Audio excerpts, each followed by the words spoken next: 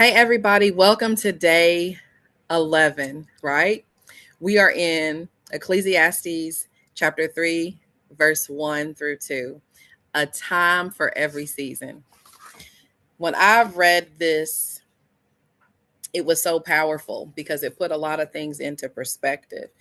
There really is a specific time for everything that we go through in our life. So stay with me. I've got my notes here. We are going to really dive into this message. So, first of all, I just want to thank you guys for being here. Thank you all for joining me on this 31-day Seeking the Harvest Bible Scripture reading plan. It has been just so beautiful to be able to read different chapters every day. Or different scripture points, and to break them down to where we can better understand it, receiving God's wisdom and knowledge every single day. So I hope this encourages you to continue on past our reading plan, that you will always be in relationship with God and always make time to spend time in His Word.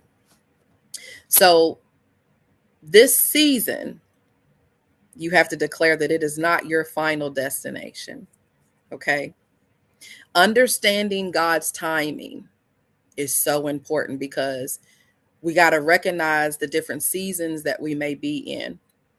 And we have to learn how to remain faithful while we're in these different seasons. So let me read this to you. Let me read the scripture. For everything, there is a season, a time for every matter under heaven, a time to be born, a time to die, a time to plant, and a time to pluck up what is planted. Right? There are some seasons, it doesn't mean that you're physically going to pass on, right? But there are some seasons where it's time to end. And we're going to talk more about that. I'm going to put a teaching out.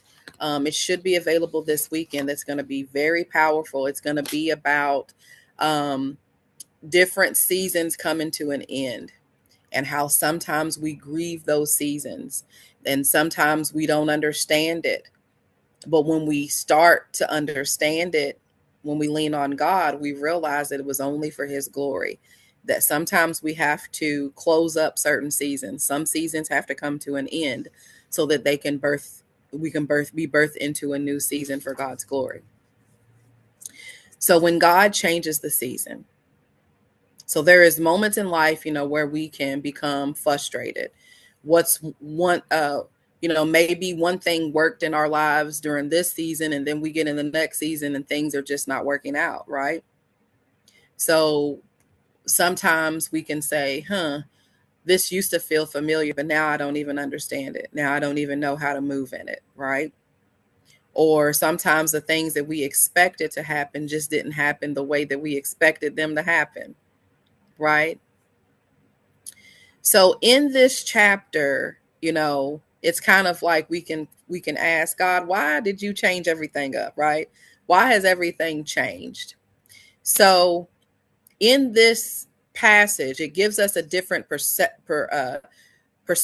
Instead of assuming that every change means something has gone, Solomon is reminding us that life contains seasons. There are beginnings, endings, planting, uprooting, waiting, and there's transition, right?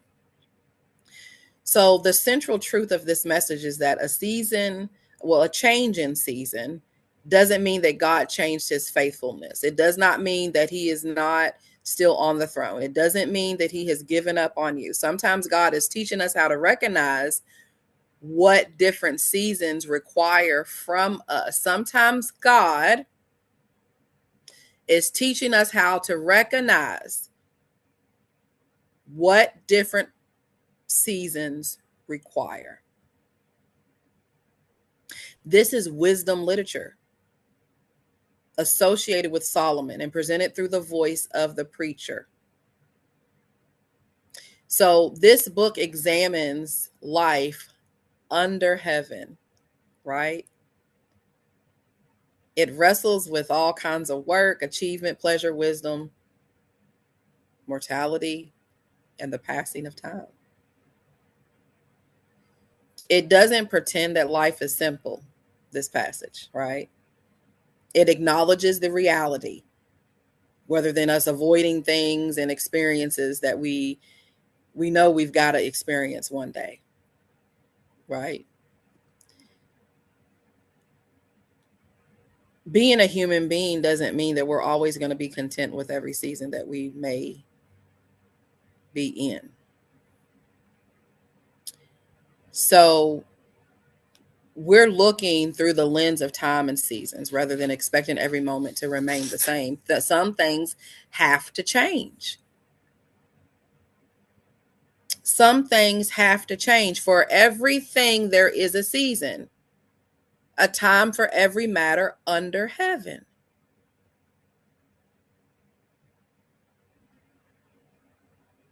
The big word is everything. It gives us this broad view of life. Solomon is reminding us that our lives contain different kinds of experiences, right? There are moments of beginnings and moments of endings, moments of building and moments of releasing things. So the season is going to point us into a defined period of time. And a season has its own character of its own, right? We've got winter, we've got fall, summer, spring, right? Look at it like that. There's things that's needed in those seasons when it's cold outside. There's things we got to do to prepare ourself, our physical self. Like, when we're going out in the cold, we need a jacket. We need to turn our heat on. Maybe you got a fireplace you're going to have to start lighting up, right? Maybe you need to winterize your home, right? Maybe you need to get checkups done on your car. Make sure your car is ready to sustain the cold winter. Make sure your tires are good, right? In the summer, it may be a heat wave, you know. There's so many things that we have to do to prepare to be into, to go into different seasons. So when you think about this, planning does not look like a harvest, right? Preparation does not look like completion. So spiritually, this means that we should not expect every season of our lives to look alike. Everything's not going to look alike. It's just not. It can't. What may have served you 3 years ago may not do anything for you spiritually now, because it was time for that to end. It doesn't mean that God abandoned us, that he's like, doesn't have anything else for us. That's not what it means. Because the season is not our identity. Our identity is in him. So we can be in a season of waiting without being the person defined by the waiting. We can be in a season of grief without becoming hopeless. We can be in a season of pruning without being abandoned, right? You know how God just starts shedding these layers and shakes stuff up. So a time for every matter, it does not only speak about seasons, but it speaks about time. The idea is that there's an appropriate there's an appropriate time for every matter, right? So our biblical wisdom has to involve discernment. Pray for it. You need it. We need it. Sometimes we can't just say, oh, well, is this a good thing? Or is this what God is asking me to do in this season? Right? We can take something good and try to force it into a season when really God was trying to move us out of that. We can also, remain attached to things from previous seasons, but it's no longer something that God has asked us to continue to do. But we would never know if we don't move out of it, accept it, that things are not the same. Things have shifted. He may call you back in that another time, but sometimes we have to realize when seasons change. We have to recognize when seasons change. Wisdom is not only just knowing what to do, but wisdom also includes doing it. So, a time to be born, God of beginning, right? Birth represents beginnings in ordinary life. Birth introduces something new into existence, right?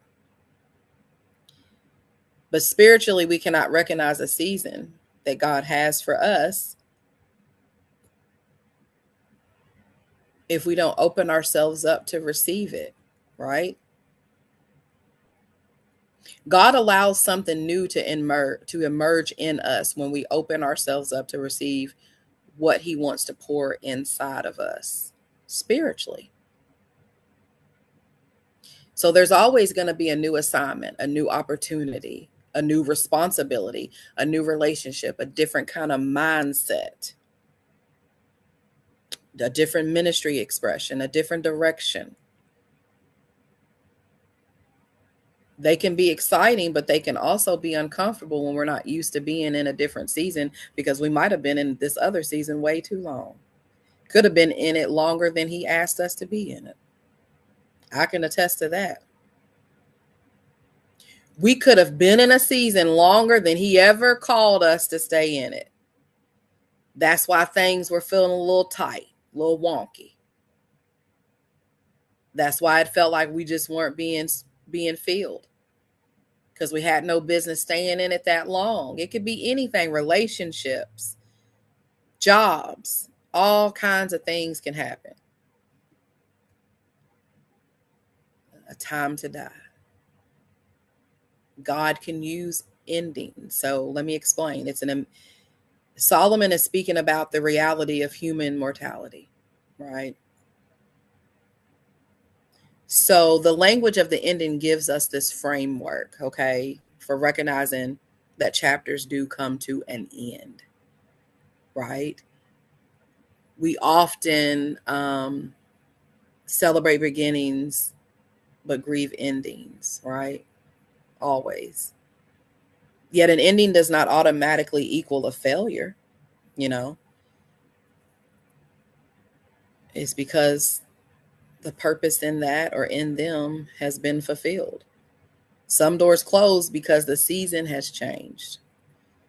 So it's not always about passing on, going on to glory, you know, but it's remembering that every season has an end. And unfortunately, we all will as well. But we can't automatically call endings a failure. So let me share this. Sometimes the right question is not why did this end, but what did God accomplish through this? Right? What did he accomplish through this season that he just ended in our lives, right? And then what is he asking me to do now? Like, come on, God, I'm ready. So that brings us to a time to plant in the faith of sowing, a time to plant. We move to verse 3, or it's chapter 3, but verse 2, I'm sorry. Planting is an act of faith because the seed is placed into the ground before the harvest is visible. The seed is placed into the ground before the harvest is visible. The planter, me, you, we got to trust that process. Okay? Our walk with God has to be open. There are seasons when God is asking us to plant rather than he's asking us to harvest. He's like, no, I just need you to plant this real quick. I'm getting ready to move you out of that season and I'm getting ready to shift you over here to this one. So we may be praying, learning, serving, building, forgiving, developing, studying, discipling. Or we may just simply be being obedient, really doing what he tells us to do instead of making sacrifices, right? Obedience is better. So we can't confuse, oh, I don't see it. God's not doing anything. Yes, he is. So if God has called us to plant, our responsibility is to be faithful. We can't make a seed grow, remember, by digging it up every few days or going back into different seasons that he never told us to go back into yet. There are some things that just require us to have a bit more patience. So, a time to pluck up what is planted, the faith of release. So, this balances out the planting with the uprooting, right?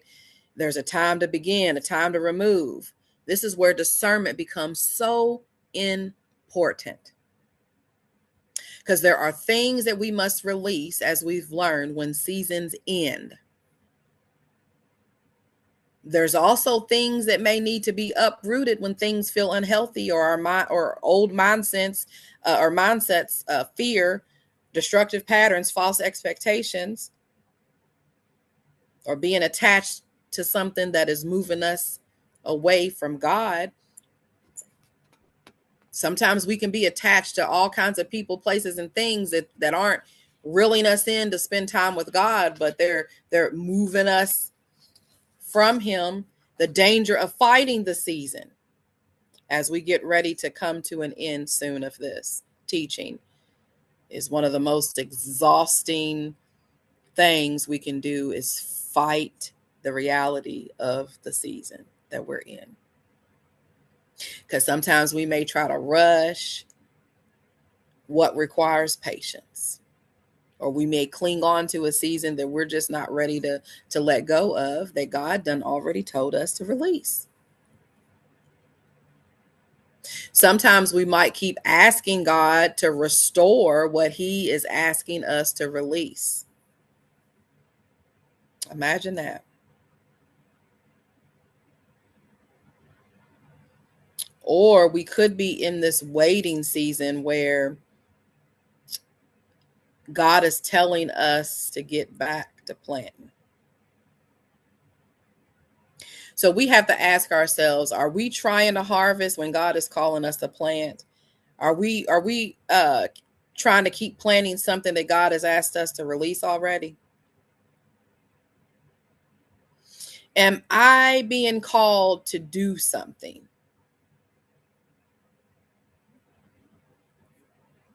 Am I being called to do something? We may be thinking that God is delaying something, but he's actually just preparing us to get ready for what we've been waiting for. So, how do I discern what season I'm in? How do we discern that? This passage doesn't really give us this formula for labeling every circumstance, right? But it gives us a wisdom type of a framework. We have to prayerfully examine our lives in light of scripture, and we have to ask God for discernment. So I want to give you all some questions that we might need to ask ourselves is, what does scripture say about what I'm facing? What is God producing in me during this season that he has placed me in? What am I being asked to obey God in now? What should I be planting or cultivating? What do I need to release, and what needs to be truly uprooted? Am I trying to force some outcome just because I'm uncomfortable in the waiting? Are we trying to go ahead and do things in our own strength rather than allowing God to do what he needs to do? Sometimes we can be holding on to something because we're afraid of what's next. We can't believe big enough. We can't believe in order to be moved from the fear. because we're scared of what's next. Some people can be scared of success and failure, right? So it's a lot to take in. That's why I say you can literally, you know, take one scripture and break this down just like this. So that's my challenge. Really breathe in the scripture. Look at all this work. Look at all this work we can do just with this one scripture. So let's talk about what faithfulness looks like in a season. And we're about to wrap this up. Faithfulness is not always this dramatic thing, right? Sometimes it looks like us just continuing on praying when we feel tired, continue to obey when we don't even, when we're not answered yet, continue to prepare even when no one sees us preparing it, even when nobody says anything, continuing to trust God even if we don't see the evidence. When the evidence just hasn't caught up with the promise that we're holding on to, right? So a season may not always change simply because we become frustrated with it. But our posture within the season truly matters, because the way that we position ourselves, right, can help. We can move from being resistant to actually really truly surrendering. We can move from anxiety to fully trusting, and from trying to control everything to letting God control what he needs to control. So our job is not to control the season, right? Our job is just to be faithful while we're in it. So when God calls you into a new season, it often requires new responses. We can't handle things the same way we might have handled something in a different season, because we're in a new season. That other season's gone.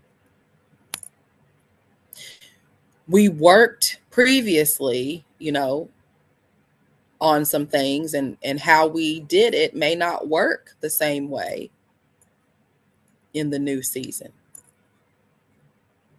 It may require something else for us to do. So we can't let grief and just how things are just not being answered fast enough, we can't let that detour us from believing in what God can do. So the bigger message of this is that it invites us to surrender. Surrender our demand that life is always, happening according to our little preferred schedule.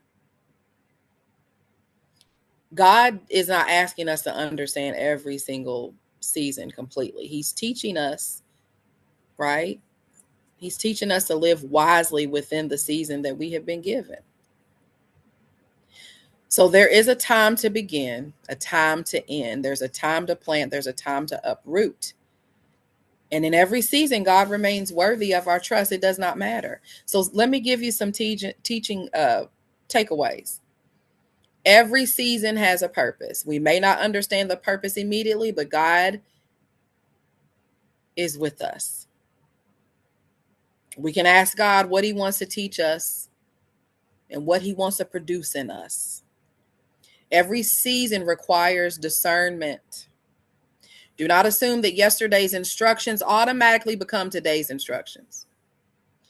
Planting requires patience. The absence of visible fruit does not mean that the seed is in that ground doing nothing. Releasing requires us to have a deeper trust in God. Sometimes faith means letting go of what has completed its season. Sometimes we got to be uncomfortable to get comfortable. I always say that.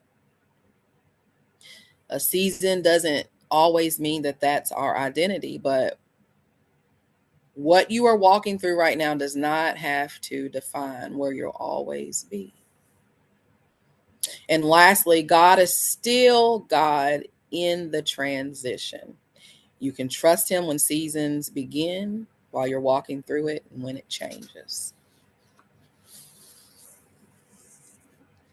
Let's speak a declaration over this teaching. I will not allow temporary seasons to define my permanent identity. I will trust God with his timing. I'll remain faithful in the assignment, even if I don't see nothing going on. I'm going to plant when he says plant. I'm going to release when he says release. I'm not going to snatch it back when he told me I don't need to snatch it back yet. I'm going to wait when he says wait. My season has purpose, and God is within me. And this new season doesn't mean that this is my final destination, right? It does not mean that this is my final destination. I pray that this message ministered to you as much as it did to me, because God is so good and he's so faithful. We just have to trust him. One thing I always say, he didn't ever say that we needed to have this big O as the ocean type of faith. All we needed was a teensy bit, right? A teensy bit of faith can do a big old thing in the heavenly realms, right? So I love you all. Hope this message ministered to you. Comment, like, subscribe. Let's grow our channel to win souls for Jesus and to create a bigger community of like-minded people just like me and you to fellowship and to learn about God. So I love you all. I pray that you all are doing well. Click the link in the bio for all these other cool little Christian things that you can take part of. So I love you all. Be blessed.